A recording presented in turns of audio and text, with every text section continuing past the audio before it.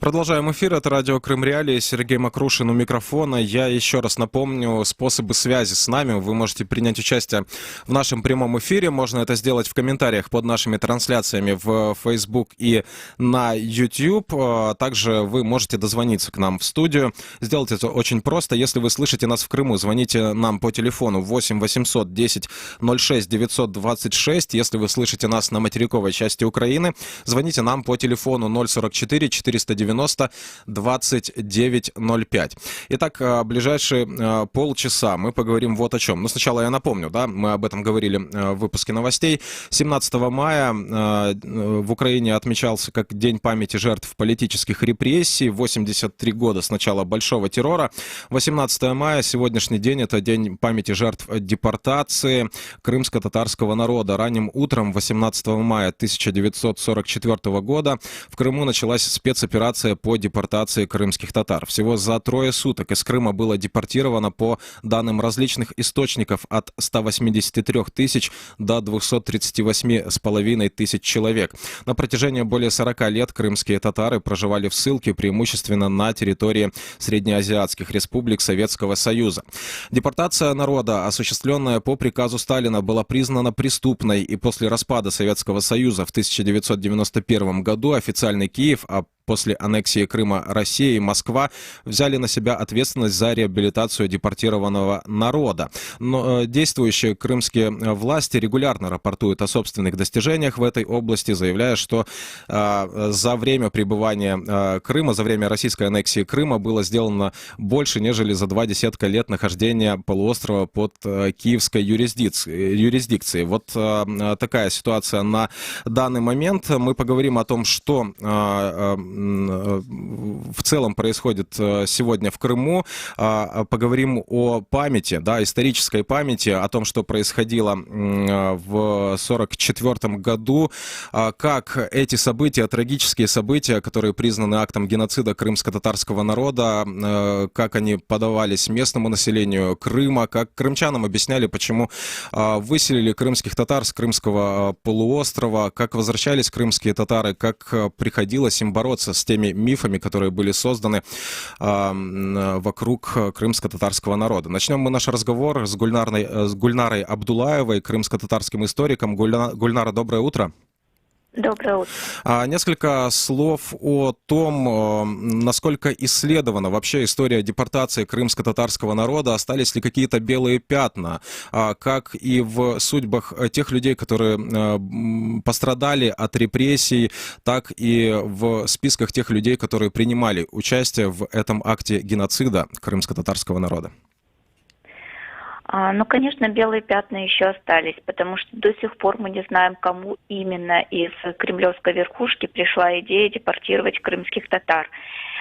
Благодаря тому, что сохранились документы, сегодня они рассекречены, мы можем с уверенностью утверждать, что к этой операции готовились несколько лет, то есть задолго до 1944 года. И, в принципе, за этим, конечно же, стоял и Берия, и Сталин, и, в принципе, те самые исполнители, такие как Кабулов, там, Фокин и другие, которые руководили всем вот этой всей ужасной, конечно, операцией.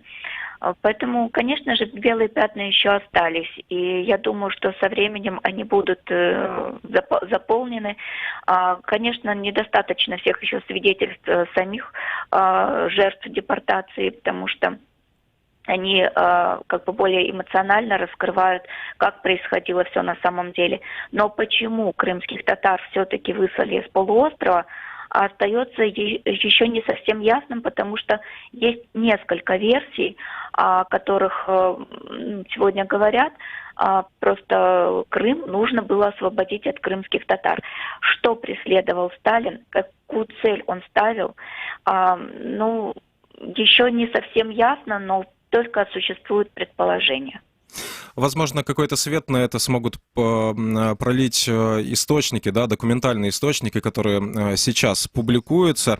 И в последние годы было опубликовано много документов, которые ранее были секретными. Но давайте, наверное, вот с такой точки продолжим, что в 1944 году из Крыма был депортирован крымско-татарский народ. Это очень, очень много людей, да, которые жили в Крыму, на языке которых назывались в Крыму поселки, различные достопримечательности и так далее. И вот я о чем хочу спросить. По вашим данным, по вашему впечатлению, как вообще советская власть объясняла тем, кто в Крыму остался, вот после того, как оттуда был выгнан целый народ, и не один народ был оттуда изгнан, как объясняли то, что произошло? Как объясняли то, что населенные пункты, горы, реки крымские, да, многие еще год носили крымско-татарские названия. Я напомню, что в 1945 году было принято решение о переименовании очень многих населенных пунктов в Крыму. Но вот как людям, которые остались в Крыму, объяснили, почему из Крыма выгнали целый народ? Ну, за несколько месяцев буквально, вот как раз еще, потому что оккупация была в Крыму, мы знаем, что в апреле только последнее было уже освобождено Украинским фронтом, Крым был освобожден, и, конечно же, проводилась агитация о том, что крымские татары были пособниками фашистов, немцев, и, естественно, что были такие... В частности, это были в городах и в селениях, распространялось такое мнение. Были люди, которые специально этим занимались, пропагандой занимались. Но, конечно же, соседи, ближайшие соседи в это не могли просто поверить, потому что они веками, годами жили вместе, и они прекрасно знали, кто такие крымские татары. И, в принципе, не секрет, что до 1944 года вот те не крымские татары, которые проживали на территории Крыма, они прекрасно знали крымско-татарский язык, они прекрасно знали и ментальность народа, с которым они вместе живут.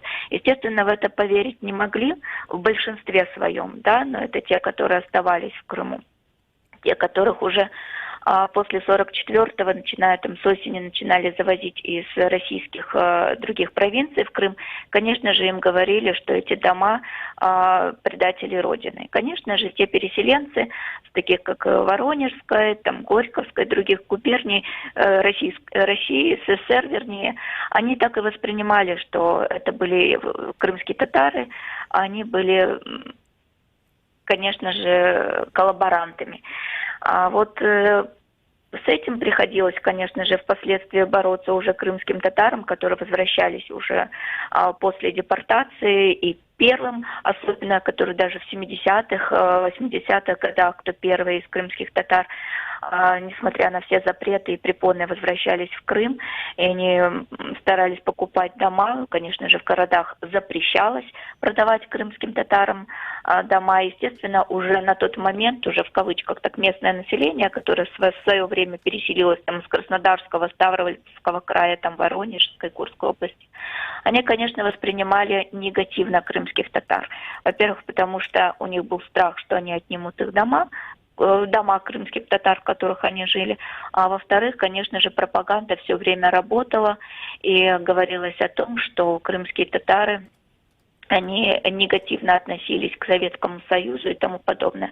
И естественно же, что среди них были коллаборанты, именно они провалили в свое время партизанское движение.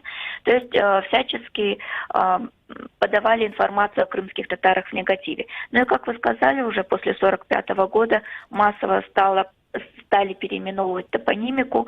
То есть это объяснялось, в принципе, в первую очередь тем, что была задача переписать историю крымских татар, переписать историю Крыма вообще, стереть с лица земли, с крымской, вообще понятие, кто такие крымские татары, что они имеют отношение к Крыму. И вот, в принципе, вот эти вот мифы, которые начинались еще в конце 18 века, они стали более яркие и живы уже после 1944 года, когда говорилось о том, что крымские татары не есть коренной народ Крыма. И вот, в принципе, с этой позиции подавалось то, что Крым, он должен быть абсолютно освобожден от всякой информации касаемо крымских татар. И вот тогда как раз-таки вся материальная и духовная культура пришла в упадок. Как мы знаем, было очень много разрушено архитектуры, принадлежавшей к эпохе Крымского ханства и вообще относившейся к истории крымских татар. Конечно, под угрозой тогда находился и ханский дворец, но чудом его удалось отстоять. Поэтому, конечно же, вот тот негатив, то восприятие, что все это от крымских татар, это было с такой вот неприязнью относились к этому, при всем при том, что прекрасно жили в крымско-татарских домах и пользовались, в принципе, всей той утварью, которая там оставалась, абсолютно спокойно, но при этом ненавидели крымских татар. И такие факты бытовали. Просто они были буквально до 2000-х годов еще, потому что впоследствии уже, конечно же, когда массово крымские татары стали переселяться в Крым, конечно, уже совершенно обстановка потом поменялась. В принципе, это уже потом была Украина, и, конечно же, политика несколько изменилась к крымским татарам. Но, как мы знаем, не было такого документа, который бы полностью реабилитировал народ и дал возможность переселиться в Крым. То есть реабилитация была, но в Крым запрещалось переселяться официально. Естественно, ни о какой компенсации речи не было.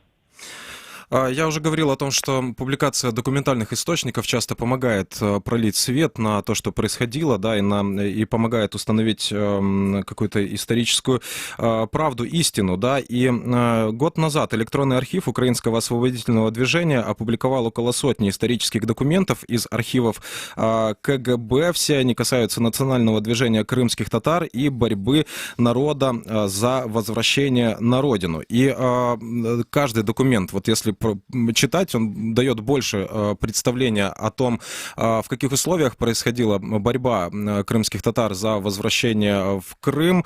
И, например, да, можно встретить такие сюжеты, которые складываются из этих докладных записок, которые писали руководители украинского КГБ в адрес ЦК Компартии Украины. Например, вот крымские татары, которые жили в местах депортации, они пытались, да, если получалось поехать в отпуск, они ехали обязательно в Крым, и бывали такие сюжеты, что крымский татарин, который приехал на родную землю, пошел на экскурсию, и там слышит от экскурсовода о том, что крымские татары были выселены из Крыма за то, что они предатели, да, и потом, конечно же, человек обиженный, раздосадованный шел в местные органы власти, пытаясь выяснить, почему же так происходит, почему продолжают клеветать на народ, даже несмотря на то, что официально уже было признано вот это обвинение в адрес крымско-татарского народа на тот момент огульным и несправедливым.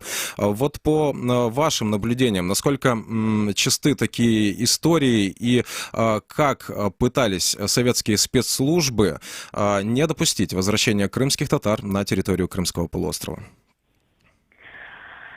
Но, в принципе, это на самом деле так, потому что даже на примере моей семьи они вернулись достаточно рано, маме родители в 77-м, а папины вообще в 68-м. Естественно, с такими эпизодами, о которых вы только что рассказывали, они сталкивались постоянно. И действительно, когда говорилось и на экскурсиях, когда говорилось о том, что крымские татары были настолько жестоки, если еще в период Крымского ханства, потому что не могли полностью уничтожить историю, там говорить, что государственности у крымских татар не существовало. Но это преподносилось в таком негативном свете, потому что существовали уже специально написанные труды, в кавычках, такого вот Надинского по истории Крыма, где он там явно и четко преподносил, что крымские татары это были разбойники под крылом Османской империи и, в общем-то, в принципе, терроризировали своих соседей. И естественно, что, собственно, крымские татары никогда не были сторонниками советской власти. Но, в принципе, я не могу сказать, что это было так, потому что советская власть, в принципе, была навязана, да. Но, другими словами, просто действительно очерняли при любой возможности. То есть полностью переписывалась, как я уже говорила, история, и действительно наставили препоны и ну, просто на тот момент нужно понимать, что это был Советский Союз. Что-либо говорить, что-либо изменять, поправлять экскурсоводов, к сожалению, на тот момент вообще не представлялось возможности вот именно как-то повлиять на ту ситуацию. И единицам тем крымских татар, которые приезжали, как вы говорили, в отпуска в Крым там, и так далее. Вот, поэтому, конечно же, со временем, и только со временем появилась такая возможность как-то прояснить и изменить эту ситуацию. Давайте Да, еще... это было. Да, давайте еще поговорим о том, что происходит в современном Крыму. В 2014 году впервые за новейшую историю Крыма не было разрешено крымским татарам выйти на митинг, да, который проводили ежегодно, каждый год, вот в память жертв депортации крымско-татарского народа. Мы видим, что и по сей день, в преддверии 18 мая, крымско-татарским активистам приносят предупреждение о недопущении, как они это называют, экстремистской деятельностью. Вот по вашему мнению, по вашим наблюдениям, что сейчас происходит в Крыму? С одной стороны, Россия декларирует свое желание, да, какое-то стремление реабилитировать крымско-татарский народ. С другой стороны, мы видим, что перед 18 мая, например, над Белогорском в небо взлетает портрет Сталина. По вашим наблюдениям, как можно охарактеризовать то, что сейчас происходит в Крыму, в том числе с исторической памятью? Мне кажется, что вот то, что происходило и с портретом на 9 мая, это просто провокация. Нужно было как-то провоцировать крымских татар на определенные действия, испытывать их терпение, потому что, ну, все прекрасно понимают, кто такой Сталин для крымско-татарского народа. И, конечно же, всяческие поползновения собираться, устраивать митинги. Естественно, они прекрасно понимают, что крымские татары никогда не будут лояльны к оккупантам сегодняшним, которые после 2014 года пришли в Крым, и никогда не будут лояльны и никогда не воспримут того, что им навязывают. И поэтому, естественно, у оккупантов есть определенный страх, что они не смогут справиться с этой ситуацией. Но крымские татары изначально вели свое сопротивление ненасильственным путем, как это показывает национальное движение крымских татар за возвращение в Крым.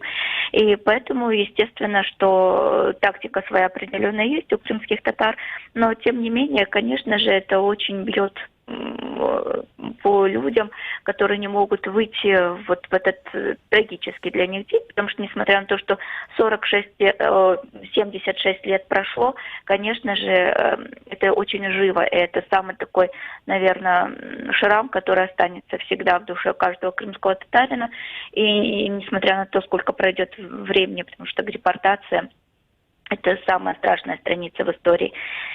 Конечно же, время придет, и обязательно еще мы все соберемся на центральной площади Симферополя, обязательно будет митинг 18 мая уже в свободном крымско-татарском, украинском Крыму. И, конечно же, в это люди верят сегодня и живут только этой надеждой. А то, что сегодня проводят оккупационные власти, да, они еще, то есть в этом году как бы карантинные меры, а в прошлом году они проводили там реквием и тому подобное. То есть какие-то определенные мероприятия проводили. Но эти мероприятия проводились исключительно для галочки. И, как вы говорите, вот действительно, что с одной стороны они как бы признают, с другой стороны они ущемляют права коренного народа. И, естественно, коренного народа, они не говорят о том, что крымские татары коренной народ. Все равно находятся историки, все равно сегодня пишется история по-новому. Говорит о том, что крымские татары якобы пришлый народ и тому подобное. То есть они продолжают все равно проводить политику Советского Союза по отношению к крымским татарам.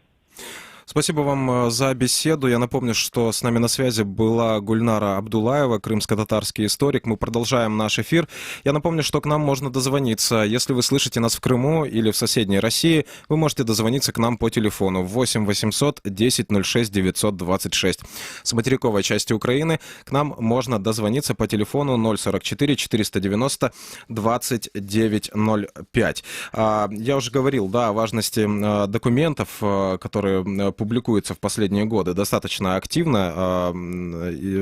Документов, которые ранее были засекречены, теперь рассекречиваются. Ко дню памяти жертв политических репрессий отраслевой государственный архив Украинского института национальной памяти, открыв консультационный центр по поиску информации о репрессированных. В этом консультационном центре всем желающим будут предоставляться консультации, будет осуществляться сопровождение людей, которые хотят узнать судьбу репрессированных в 1917-91 годах. Далее, вот я цитирую сообщение пресс-службы. Мы поможем написать правильные обращения и запросы в архивы, чтобы получить всю необходимую информацию о людях, исторических лицах и, значит, событиях. Итак, мы продолжаем эфир, и с нами на связи Игорь Кулик, директор отраслевого государственного архива Украинского института национальной памяти. Игорь, доброе утро. Доброго ранку. Мы с вами ведем эту беседу вот в такие очень важные даты. Вчера был День памяти жертв политических репрессий, сегодня День памяти жертв депортации. По вашему мнению, вот рассекречивание архивов, предоставление доступа к исследователям, да, которые заинтересованы в том, чтобы все-таки устанавливать историческую правду, насколько оно важно вот сегодня, да, раскрытие архивов і розсекречування документів? Очевидно, що відкриття архівів, надання доступу до цих першоджерел є важливим і дуже потрібно особливо сьогодні. Чому? Тому що те, що відбувається війна в Криму, відбувається війна в Донецькій, Луганській областях, те, що робить Росія проти України, це, власне, війна швидше не так за територію, як швидше за ідентифікацію, за розуміння того, ті люди, які там проживають, вони мають стосунок до України чи до Росії. І, власне, архіви якраз можуть і показати і розбити ті міфи про те, що Сімферополь – город руської слави, чи Крим – ісконно-руська земля.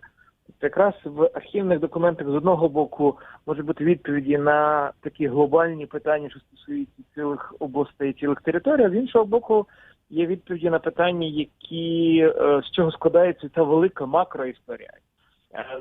Відповіді на питання про долі звичайних людей, які були вивезені, які були депортовані, які були виселені, які були просто знищені тоталітарним режимом. Тобто важливо для тих сучасних людей, які зараз живуть, розуміти, хто були їхні родичі, спробувати відновити правду про ті трагічні сторінки, бо навіть з досвіду цього консультаційного центру дуже багато людей, які до нас телефонують, вони говорять про те, що з нами про нашого діда, якого там було вивезено чи репресовано в 30-х роках, ніхто ніколи не говорив, тому що боялися, тому що це питання замовчувалось, тому що бабуся про це нікому не сказала, а вона вже померла, або сказала вже тоді, коли перед тим, як вмирати. Тобто такі речі, насправді, люди боялися. І наше завдання подолати цей страх, наше завдання зробити і важливість в тому, щоб люди навпаки самі прагнули знайти цю інформацію про те, хто вони є, хто був їхніми родичами і за що їхні родичі були репресовані.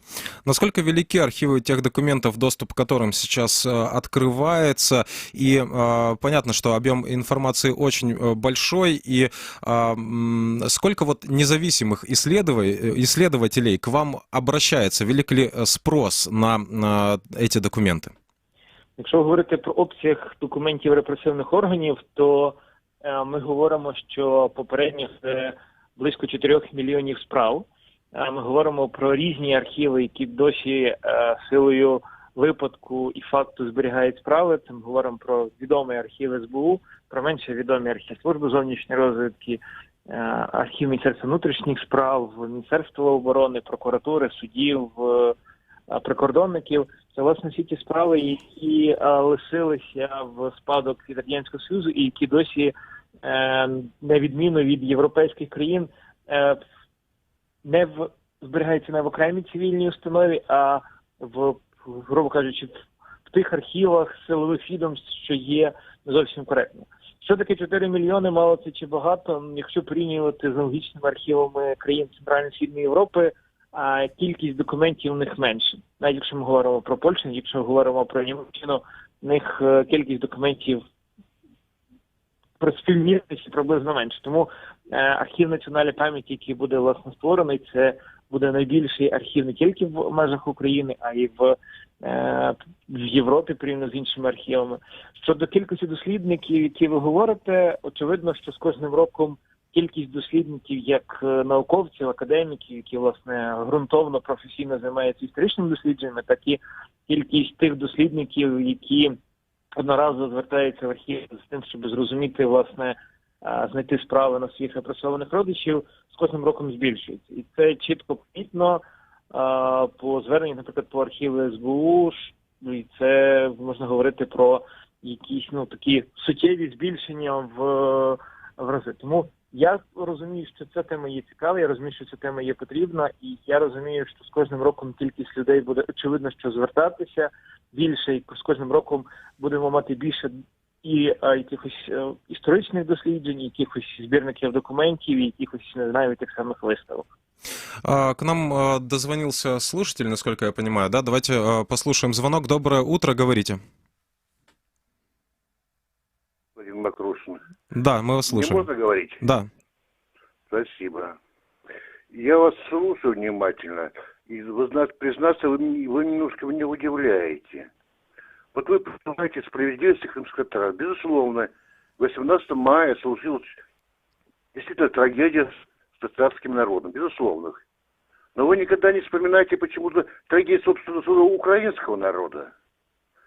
Татары в течение 200 лет практически уничтожали украинский народ. Ни татары вы, ни вы когда бы не вспоминаете, а не чтите память своих предков. Далее, вся Европа почти признала геноцид армян в Турции. Украина это не признает. Ну как это понимать, господин Макрушин? Спасибо за ваш... Объясните, пожалуйста. Спасибо за ваш звонок и за очередную порцию исторических мифов относительно взаимоотношений украинцев и крымских татар. Я напомню, что с нами на связи Игорь Кулик, директор отраслевого государственного архива Украинского института национальной памяти. Игорь, я передаю право ответа на звонок от нашего радиослушателя вам. Что вы можете сказать? Я можу сказати одне, що це дійсно якісь певні... Дуже часто люди хочуть бачити те, що зручно їм, те, що є в їхній системі координат.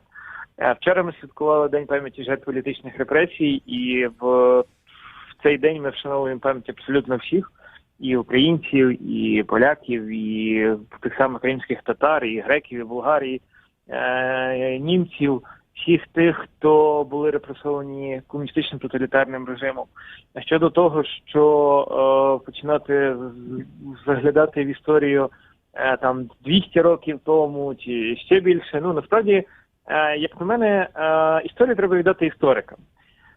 Натомість рішення якісь приймати політичні треба, виходячи з сучасних реалій. Сучасні реалії говорять про те, що найбільшим нашим ворогом, який не тільки 200 років, а й вже там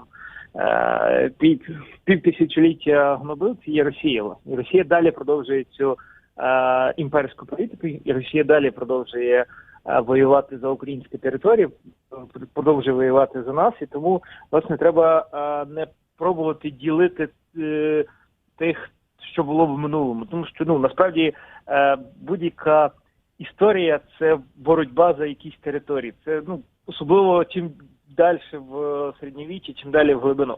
Треба, власне, входити історію, дійсно віддати історикам, а будувати сучасні стосунки міждержавні, виходячи з тої політики, яка є станом на нині, яку сповідують ті країни, які межують. И такой еще вопрос. В целом, вот возвращаясь к теме публикации исторических документов, в целом, по вашему мнению, насколько далеко Украина продвинулась в этом, в том, чтобы открывать архивы спецслужб, насколько восстановлена историческая правда, если можно так сформулировать вопрос? Якщо порівнювати, дивлячись, з чим порівнювати Україну, якщо порівнювати Україну з колишніми країнами Радянського Союзу, то, в принципі, ми є флагманами в певній мірі в цьому плані, тому що крім нас, це лише країни Балтії спеціальні закони про доступ до архівів, мають спеціальні архіви, де зібрані документи репресивних органів. Натомість у всіх інших країнах, та сама Білорусь, та сама Росія, навпаки, політика зворотня на приховування інформації, на ненадання доступу. Тому тут можна говорити, що ми дійсно в передовій. Якщо порівняти з Європою, то тут з одного боку ми нібито відстаємо, тому що Європа там, починаючи з 90-х років, власне, почала процес подолання наслідків тоталітарного комуністичного режиму, створила відповідні закони, провела ілюстрацію, створила відповідні архіви, але є й позитив, якщо прийняти навіть з Європи, тому що таке ліберальне законодавство, яке є в Україні, коли все відкрито для всіх, питання доступу до архівів репресивних органів, немає навіть у Європі. Тобто ми в цьому плані передові, у нас найбільший масив документів, інформація, яка є в нас найбільш цінна, тому що ми входили в склад Радянського Союзу, і таких документів ні в Польщі, ні в Німеччині дуже часто немає.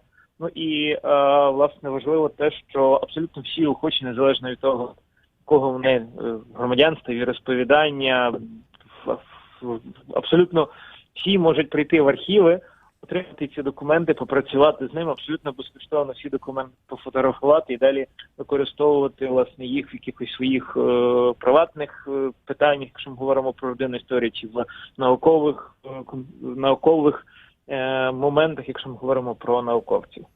Благодарю вас за беседу. Напомню, что с нами на связи был Игорь Кулик, директор отраслевого государственного архива Украинского института национальной памяти. Мы продолжаем наш разговор. И с нами на связи Андрей Шалаев, автор исследовательского проекта «Бессмертный барак». Он с нами на видеосвязи. Да? Есть, да? Андрей, я приветствую вас в нашем эфире. Да, добрый день. Несколько слов о политике исторической памяти в России. Мы говорили вот сейчас с Игорем Куликом о том, как в Украине рассекречиваются документы, которые могут пролить свет на историю политических репрессий, да, в странах бывшего Советского Союза. Как с этим дела обстоят в современной России? В современной России обстоят дела так, что у вас есть прекрасный сайт, где у вас прекрасно все разложено по полочкам, начиная с апреля месяца и заканчивая июлем. Все документы в открытом доступе есть. Те, кто хотят найти, они могут найти. Люди, которые здесь живут, у которых есть история, они рассказывают как-то это. То есть нет никакой закрытости в плане того, что если человек хочет, он найдет. В плане того, что публикуются эти документы, вот, допустим, сегодняшним днем, будет ли где-то в СМИ написано о том, что сегодня день памяти депортации крымско-татарского народа, вот в этом вопрос. Будет ли где-то об этом написано? И будут ли где-то выложены эти документы с теми цифрами по количеству людей, которые были депортированы. По вашим наблюдениям, насколько в России велико число людей, которых действительно интересует историческая правда? Не исторический миф, да, то, что там подается, да, из федеральных средств массовой информации и так далее. А вот насколько велико количество тех людей, которые пытаются самостоятельно разобраться, что же происходило, пытаются найти какую-то информацию о тех родственниках, которые стали жертвами репрессий? Где-то, наверное, с 2015 года их становится больше. И это не может не радовать, то, что их становится больше. Люди пытаются искать, то есть ищут какую-то информацию, ищут свои корни. И в результате, то есть как бы люди становятся более образованными в плане истории. Насколько велико в процентном соотношении, тяжело судить, потому что относительно, если взять по возрастным категориям, то где-то начиная с 35 лет больше интересуется своей историей, чем молодежь. Молодежь как бы история не очень интересна. Ну, это, в принципе, можно понять, почему. В целом, насколько, как официальное российское государство относится вот к памяти о жертвах политических репрессий? Нет ли какого-то перелома в последние годы, по вашим наблюдениям? В последние годы у нас к истории очень трепетно относятся по жертвам репрессий. За нее у нас сажают.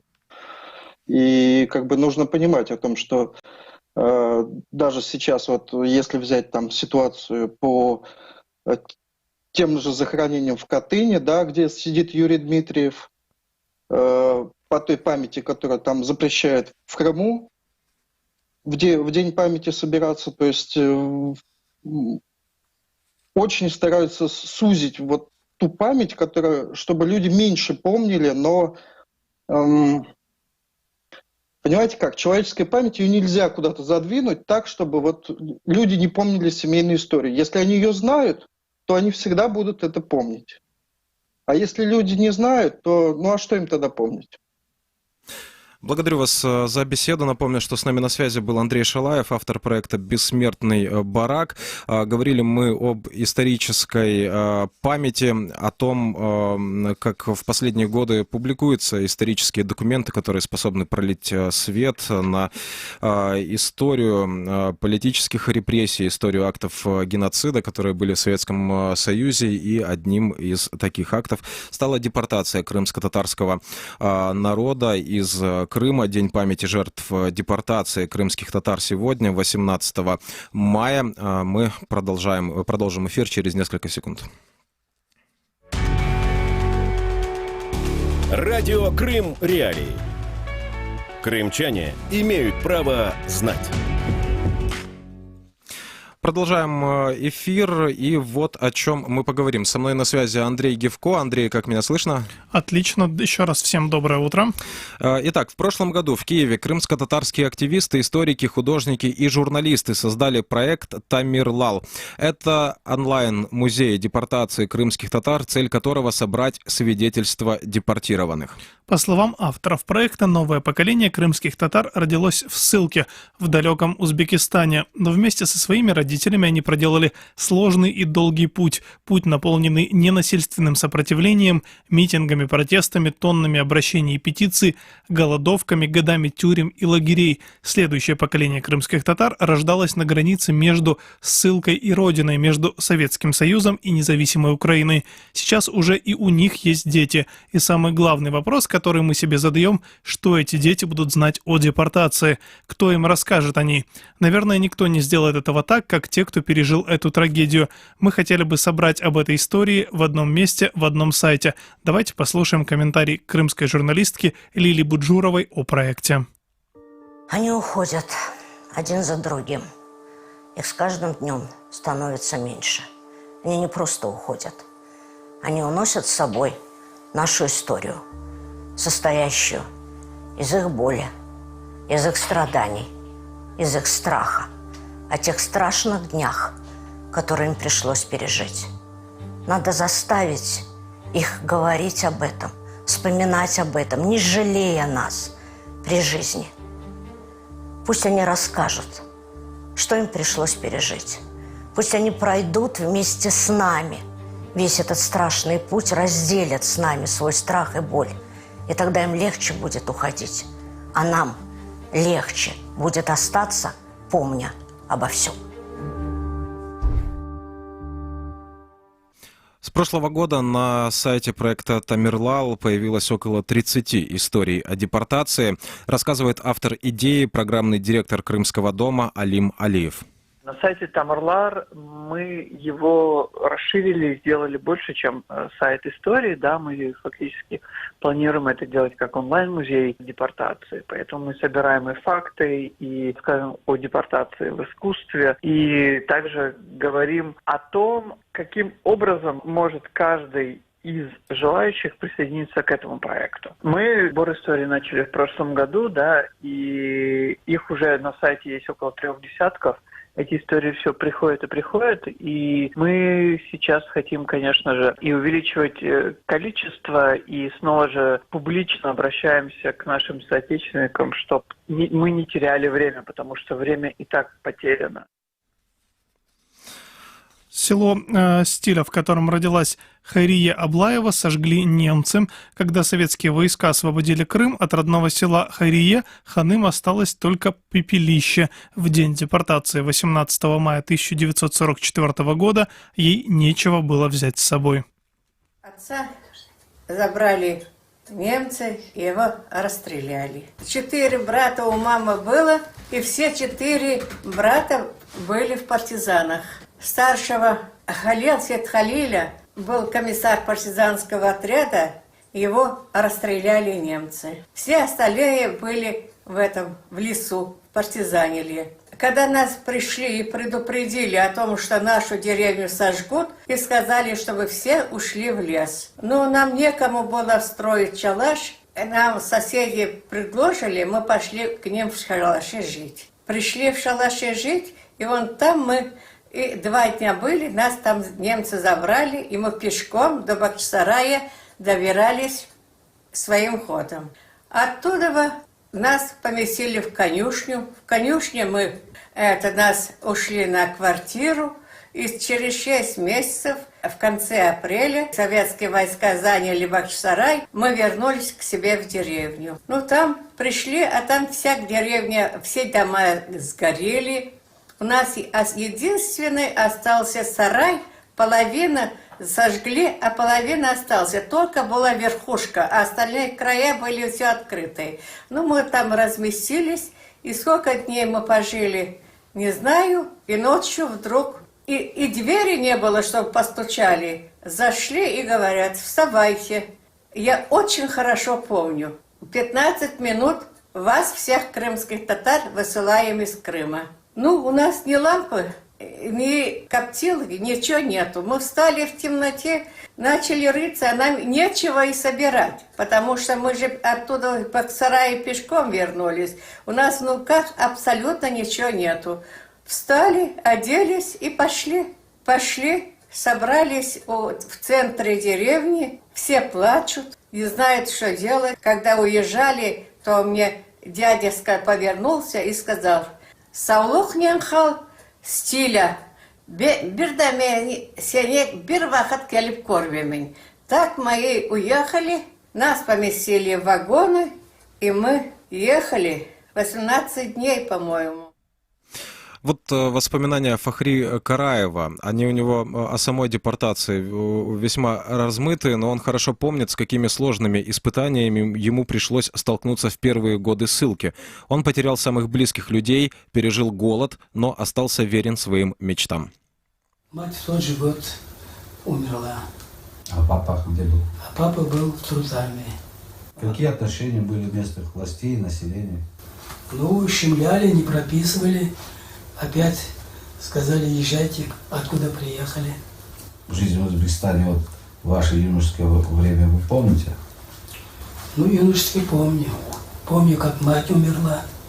А потом недалеко от этого поселка жил материн братишка. Он узнал, что сестра умерла, и он приехал, забрал меня к себе.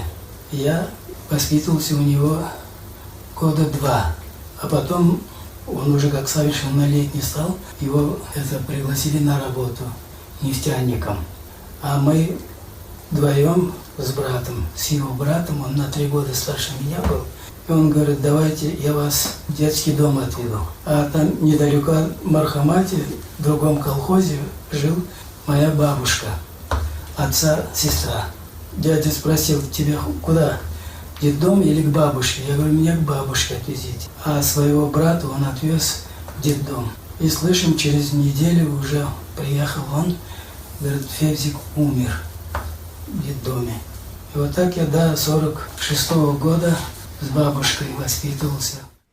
Все эти истории можно прочесть на сайте tamerlal.com.